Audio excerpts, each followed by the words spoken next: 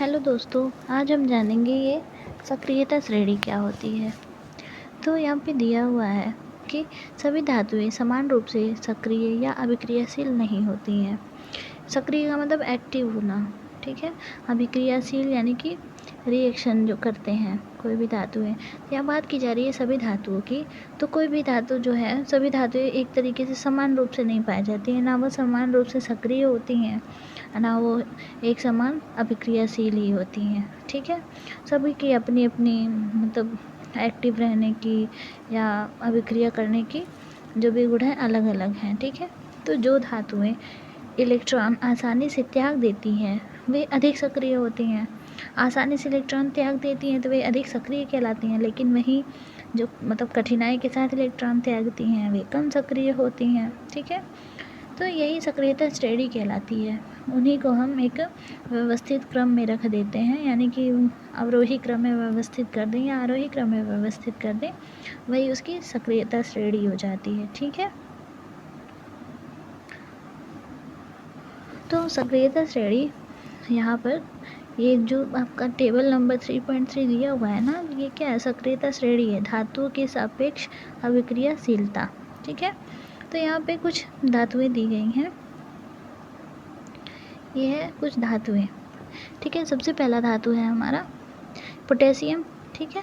Potassium, sodium, calcium, magnesium, aluminium, zinc, iron, lead, hydrogen, copper, Hg यानी कि mercury, Ag यानी कि silver, Au means gold, ठीक है। तो ये जो सक्रियता श्रेणी है ना, ये सबसे अधिक अभिक्रियाशील कौन है? पोटेशियम है। वो नीचे से घटते हुए क्रम में आ रहा है, ठीक है। एक ही सबसे नीचे वाला क्या होगा? सबसे कम अभिक्रियाशील होगा, और सबसे ज़्यादा अभिक्रियाशील कौन होगा? पोटेशियम।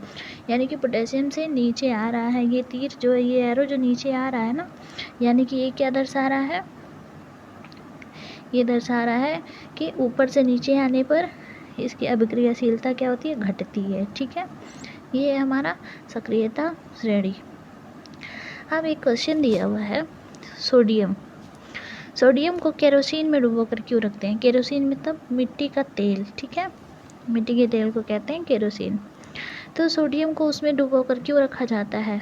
तो आप लोग जानते होंगे, सोडियम जो है मतलब काफ़ी अभिक्रियाशील धातु होती है, यानी कि बहुत ज़्यादा रिएक्शन करने का गुण उसमें सबसे ज़्यादा पाया जाता है। वो वायु के संपर्क में आते ही क्या करती है? उससे अभिक्रिया कर लेती है, उससे उसके साथ रिएक्शन कर लेती है और क्या है? आग पकड़ लेती है, ठीक है। वो जलने लगता है। और ठंडे जल के साथ अगर मतलब ये ठंडे जल के मतलब संपर्क में आती है तो ऊष्माक्षेपी अभिक्रिया दिखाती है। ऊष्माक्षेपी मतलब काफ़ी ज़्यादा ऊष्मा मतलब उत्पन्न करती है, और इससे उत्सर्जित जो भी इससे हाइड्रोजन गैस निकलती है ना, वो प्रज्वलित हो जाती है, यानी कि जल जाती है। इसलिए इसको सुरक्षित रखने के लिए मिट्टी के तेल में डुबा कर रखा जाता है, ठीक है। एक दूसरा क्वेश्चन है हमारा, आप लोग अक्सर ऐसा सुनते होंगे कि एक ठग आया, उसने क्या किया? सोने के सामान को साफ़ करने के लिए लोग घर घर घूमते हैं, सोने के आपके जेवर को साफ़ करने के लिए, यानी कि उसे चमका कर वो नया बना देंगे, ऐसा झांसा वो देते हैं, ठीक है। तो यहाँ पे समझाने की कोशिश की गई है कि एक व्यक्ति प्रत्येक घर में सुनार बन के जाता है। उसने पुराने एवं मलिन सोने के आभूषण में पहले जैसे चमक पैदा करने का ढोंग रचा। कोई संदेह किए बिना ही एक महिला उसे सोने का कंगन दे देती है। वो क्या करता है? एक विशेष विलयन में उस कंगन को डाल देता है, और कंगन क्या होता है? पहले की तरह चमकने लगता है, लेकिन उसका वजन काफ़ी कम हो जाता है, यानी कि वो गल जाता है। वह महिला बहुत दुखी होती है तथा तर्क वितर्क के पश्चात उस व्यक्ति को झुकना पड़ता है। एक जासूस की तरह आप क्या उस विलयन की प्रकृति के बारे में बता सकते हैं? यानी कि ये पूछ रहा है वो विलयन कौन सा था जिसमें उसने उस कंगन को डाला। तो उस विलयन को कहा जाता है एक्वारेजिया, यानी कि अम्लराज, ठीक है। अम्लराज में डालते हैं जब, तो वो क्या करता है? पहले जैसे चमक तो ले आ देता है, लेकिन क्या करता है ना, सोने को गला देता है। गला देता है तो ठग क्या करते हैं? जो सोना गला लेते हैं उसके बाद जाते हैं घर पे उसको छान के, या उसको मतलब अलग कर लेते हैं उसमें से, और वो मतलब काफ़ी सोना उससे उस कंगन से हड़प लेते हैं एक तरीके से, ठीक है। तो क्या होता है? इसको एक्वारेजिया कहा जाता है।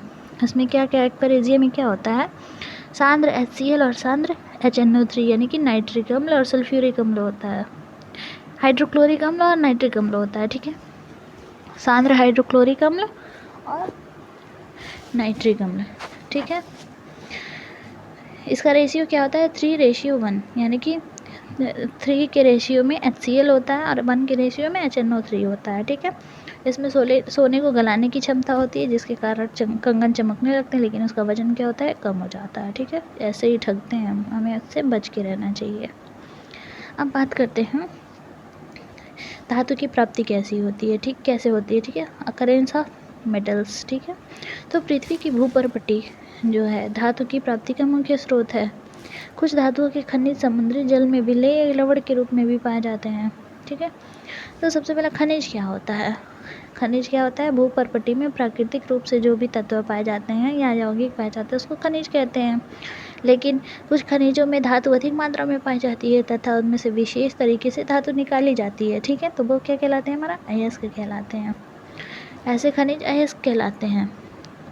तो सभी खनिज क्या होते हैं, अयस्क होते हैं, लेकिन सभी अयस्क खनिज होते हैं, लेकिन सभी खनिज अयस्क नहीं होते हैं, ठीक है। खनिज क्या होते हैं, भूपर्पटी पे जो प्राकृतिक रूप से पृथ्वी पे पाया जाता है तत्व या यौगिक, वो होता है हमारा खनिज। लेकिन इस खनिज में क्या पाया जाता है, धातु पाया जाता है अधिक मात्रा में, और उससे कुछ विशेष तरीके से धातु उसमें से निकाला जाता है, तो उसे वही हमारा क्या कहलाता है, अयस्क कहलाता है, ठीक है। अब अयस्क और खनिज में क्या अंतर है, ठीक है। सबसे पहला अंतर क्या दिया हुआ है, उन प्राकृतिक पदार्थों को जिनमें धातु के यौगिक पाए जाते हैं खनिज कहलाते हैं, लेकिन अयस्क क्या होते हैं, उस खनिजों में से क्या किया जाता है, लाभदायक और सुविधापूर्ण ढंग से उसमें से क्या धातुएं प्राप्त की जाती हैं, ठीक है। वही खनिज क्या कहलाता है, अयस्क कहलाता है। सभी खनिजों को धातु निष्कर्षण के लिए उपयोग नहीं किया जाता है, अर्थात सभी खनिज क्या होते हैं, अयस्क नहीं होते हैं, लेकिन सभी अयस्क क्या होते हैं, खनिज होते हैं, ठीक। खनिज में धातु की प्रतिशत मात्रा पर्याप्त होती है, जबकि अन्य खनिज में धातु की प्रतिशत मात्रा काफ़ी कम होती है, और सभी अयस्कों में धातुओं की प्रतिशत मात्रा पर्याप्त होती है। कुछ खनिज में आपत्तिजनक अशुद्धियाँ होती हैं जो धातु के निष्कर्षण में बाधा लाती हैं, लेकिन अयस्क में कोई अशुद्धि नहीं होती है क्योंकि उसको खनिज से निकाला जाता है ना कुछ, ठीक है। अब बात करेंगे हम धातु का निष्कर्षण कैसे किया जाता है, इसे हम अगले वीडियो में देखेंगे। Thank you. आपको हमारा वीडियो अच्छा लगे तो लाइक शेयर सब्सक्राइब जरूर कीजिएगा।